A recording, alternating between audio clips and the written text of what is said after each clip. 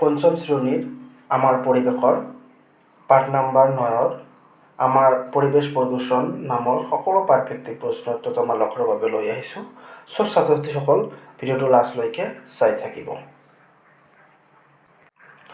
অনুশীলনীত দিয়া উত্তৰ লিখাৰ ক নম্বৰ কুৱেশ্যনটো হৈছে পৰিৱেশ প্ৰদূষণ মানে কি বুজা।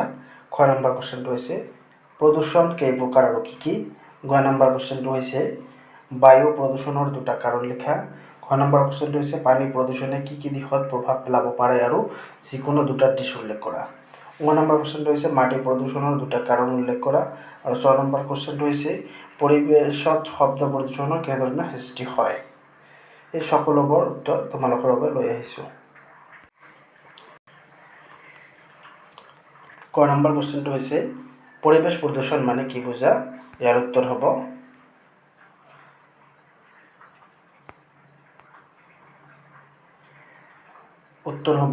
কেতিয়াবা অলাগতিয়াল পদাৰ্থ বা বস্তু কিছুমান বায়ু, পানী আৰু মাটিৰ লগত মিহলি হৈ পৰে। তেনে অৱস্থাত আমাৰ পৰিৱেশৰ বায়ু, পানী আৰু মাটি প্ৰদূষিত হোৱাকেই পৰিৱেশ প্ৰদূষণ বুলি কোৱা হয়। খ নম্বৰ কুৱেশ্যনটো হৈছে প্ৰদূষণ কেই প্ৰকাৰ আৰু কি কি। ইয়াৰ উত্তৰ হ'ব প্ৰদূষণ 3 প্ৰকাৰৰ হ'ল বায়ু প্ৰদূষণ, মাটি প্ৰদূষণ আৰু পানী প্ৰদূষণ। গ নম্বৰ কুৱেশ্যনটো হৈছে বায়ু প্ৰদূষণৰ দুটা কাৰণ। ইয়াৰ উত্তৰ হ'ব পৰাপক্ষত যান-বাহন ব্যৱহাৰ বেছি কৰাৰ বাবে বায়ু প্ৰদূষণ হয়। 2 নম্বৰ হৈছে উদ্যোগৰ পৰা ধোঁৱা ওলোৱা চিমনীবোৰৰ পৰাও বায়ু প্ৰদূষণ হয়। গ নম্বৰ কুৱেশ্যনটো হৈছে পানী প্ৰদূষণে কি কি দিশত প্ৰভাৱ পেলাব পাৰে, যিকোনো দুটা দিশ উল্লেখ কৰা। ইয়াৰ উত্তৰ হ'ব 1 নম্বৰ হ'ল উদ্যোগবোৰৰ পৰা নিৰ্গিত হোৱা বিষাক্ত ৰাসায়নিক পদাৰ্থ নৈ, জান-জুৰি আদিৰ পানীত মিহলি হৈ পানী প্ৰদূষণ কৰে।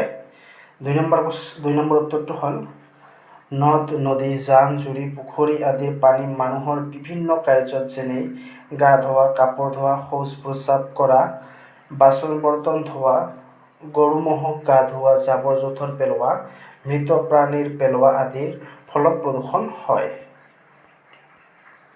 ঙ নম্বৰ কুৱেশ্যনটো হৈছে মাটি প্ৰদূষণৰ দুটা কাৰণ উল্লেখ কৰা।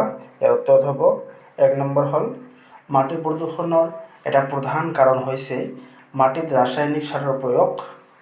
অধিক শস্য উৎপাদনৰ বাবে ৰাসায়নিক সাৰ ব্যৱহাৰ কৰাৰ ফলত খাদ্যৰ উৎপাদনৰ বৃদ্ধি পায়, যদিও ইয়াৰ ফলত মাটিৰ গুণাগুণ নষ্ট হয়।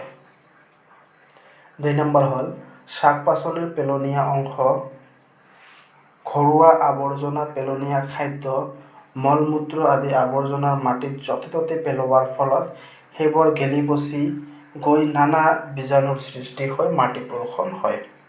আৰু 4 নম্বৰ কুৱেশ্যনটো হৈছে পৰিৱেশত শব্দ প্ৰদূষণৰ কেনেদৰে সৃষ্টি হয়। মানুহৰ বিভিন্ন কাৰ্যৰ বাবে সৃষ্টি হোৱা অত্যাধুনিক শব্দই পৰিৱেশত শব্দ প্ৰদূষণ সৃষ্টি কৰে। সেইবোৰ হৈছে ক নম্বৰ হ'ল অপ্ৰয়োজন ডাঙৰকৈ গাড়ীৰ হৰ্ণ বজোৱা। খ নম্বৰ হ'ল ডাঙৰকৈ মাইক, ভিডিঅ', মিউজিক ছিষ্টেম, বাদ্যযন্ত্ৰ আদি বজোৱা। গ নম্বৰ হ'ল ফটকা, আতচবাজী আদি ফুটোৱা। ঘ নম্বৰ হ'ল কল-কাৰখানাৰ যন্ত্ৰপাতি আদিয়ে সৃষ্টি কৰা শব্দ প্ৰদূষণৰ ফলত মানুহৰ শ্ৰৱণ শক্তি কমি যাব পাৰে। 2 নম্বৰত দিয়া আছে খালী ঠাই পূৰ কৰা। ইয়াৰ ক নম্বৰ হ'ল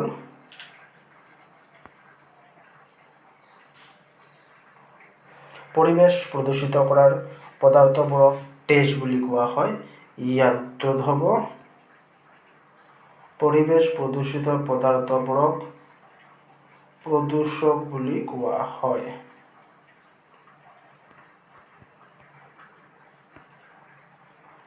তাৰপিছত আছে খ নম্বৰ আছে ইন্ধন জ্বলোৱা বায়ুমণ্ডলত গেছৰ পৰিমাণ বাঢ়ি যায়। ইন্ধন জ্বলালে বায়ুমণ্ডলত কাৰ্বন ডাই অক্সাইড গেছৰ পৰিমাণ বাঢ়ি যায়। গ নম্বৰ হৈছে কৃষি কাৰ্যত ৰাসায়নিক সাৰৰ সলনি তেজ সাৰ ব্যৱহাৰ কৰিব লাগে। ইয়াৰ উত্তৰ হ'ব কৃষি কাৰ্যত ৰাসায়নিক সাৰৰ সলনি কীটনাশক দ্ৰব্য সাৰ ব্যৱহাৰ কৰিব লাগে। 6 নম্বৰ হৈছে শব্দ প্ৰদূষণৰ ফলত মানুহৰ শক্তি কমি যায়। শব্দ প্ৰদূষণৰ ফলত মানুহৰ শ্ৰৱণ শক্তি কমি যায়। 9 নম্বৰ হৈছে পৰিৱেশৰ সকলোবোৰ উৎপাদন কৰি ৰখা আমাৰ সকলোৰে দায়িত্ব। পৰিৱেশৰ সকলোবোৰ উপাদান প্ৰদূষণমুক্ত কৰি ৰখা আমাৰ সকলোৰে দায়িত্ব। 3 নম্বৰত দিয়া আছে তলৰ বাক্যবোৰ শুদ্ধকৈ লিখা। ক নম্বৰ হ'ল যান-বাহনৰ নিৰ্গত ধোঁৱা বায়ু প্ৰদূষণ নকৰে, এইটো হ'ব অশুদ্ধ। যান-বাহনৰ পৰা নিৰ্গত হোৱা ধোঁৱাই বায়ু প্ৰদূষণ কৰে।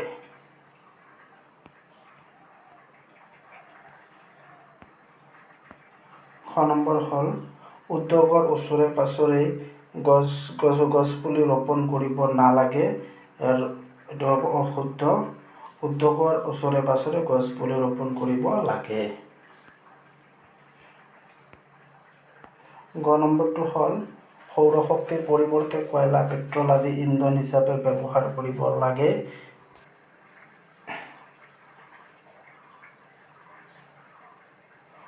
ইয়াৰ উত্তৰ হ'ব কয়লা, পেট্ৰল আদিৰ পৰিৱৰ্তে সৌৰ শক্তি ইন্ধন হিচাপে ব্যৱহাৰ কৰিব লাগে।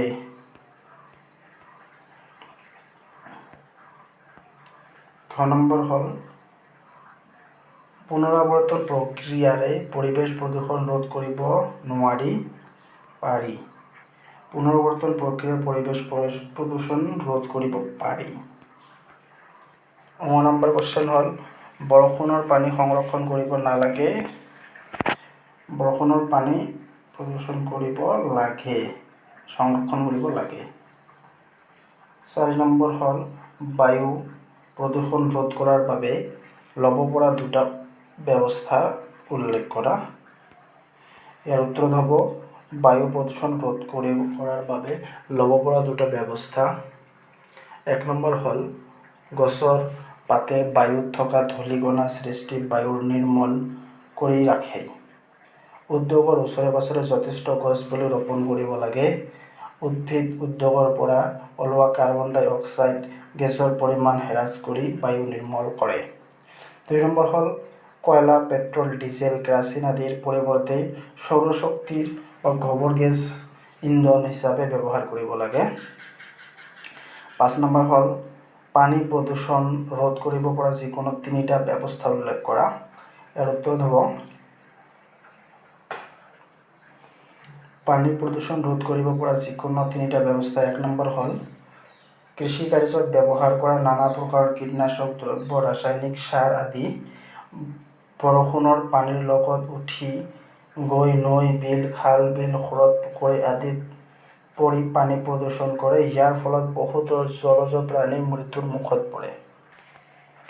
2 নম্বৰ হ'ল শক্তি উৎপাদনৰ প্ৰকল্প আৰু আন উদ্যোগসমূহৰ পৰা নিৰ্গত উত্তপ্ত পানী যেতিয়া নৈ, জান-জুৰি, হ্ৰদ আদিত পেলোৱা হয়, পানী প্ৰদূষণৰ তেতিয়া পানীৰ উত্তাপ বৃদ্ধি পায় আৰু যাৰ ফলত পানীত থকা মাছকে ধৰি অন্যান্য প্ৰাণীসমূহ বাচি থাকিব নোৱাৰা হয়। 3 নম্বৰ হ'ল চহৰ অঞ্চলত নলা-নৰ্দমা লেতেৰা পানী নৈ, বিল, হ্ৰদ আদিত পেলোৱাৰ ফলত পানী প্ৰদূষণ হয়। 6 নম্বৰ কোৱেশ্চনটো হৈছে মাটি প্ৰদূষণ কেনেদৰে ৰোধ কৰিব পাৰি। ইয়াৰ উত্তৰ হ'ল মাটি প্ৰদূষণ শাক-পাচলিত পেলনীয়া অংশ, ঘৰুৱা আৱৰ্জনা, পেলনীয়া খাদ্য, মল-মূত্ৰ আদি আৱৰ্জনা মাটিত য'তে ত'তে পেলোৱা একেই ঠাইতে জমা কৰি আমি ৰোধ কৰিব পাৰোঁ। 7 নম্বৰ কোৱেশ্চন হৈছে শব্দ প্ৰদূষণৰ ফলত কি সমস্যাৰ সৃষ্টি হ'ব পাৰে। ইয়াৰ উত্তৰ হ'ল অপ্ৰয়োজন ডাঙৰকৈ গাড়ীৰ হৰ্ণ বজোৱা, ডাঙৰকৈ মাইক আদি বজোৱা, মিউজিক ছিষ্টেম, বাদ্যযন্ত্ৰ আদি বজোৱা। 3 নম্বৰ হ'ল ফটকা, আতচবাজি আদি ফুটোৱা। 4 নম্বৰ হ'ল কল-কাৰখানাৰ যন্ত্ৰপাতিয়ে সৃষ্টি কৰা শব্দ প্ৰদূষণৰ ফলত মানুহৰ শ্ৰৱণ শক্তি কমি যাব পাৰে। শব্দ প্ৰদূষণৰ প্ৰবল্য ডেচিবেল নামৰ এক এককেৰে জোখা হয়, উচ্চ ৰক্তচাপ থকা ৰোগীৰ হৃদযন্ত্ৰৰ সমস্যাৰ সৃষ্টি হ'ব পাৰে।